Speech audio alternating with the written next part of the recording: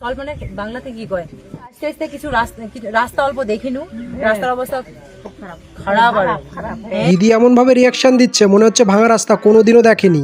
খুব খারাপ খারাপ আর দিদি 15 বছর যাবত কিন্তু তৃণমূল সরকারই ছিল। এত বছর যাবত আপনারা রাস্তাটা ঠিক করার সময় পাননি। ভোটের আগে আগে রাস্তা ভাঙা আপনাদের নজরে পড়েছে। সত্যি ভোটের আগে আপনাদের নজর এত তীক্ষ্ণ হয়ে যায়, রাস্তা যদি একটা সুই পড়ে থাকে সেটাও দেখতে পারেন।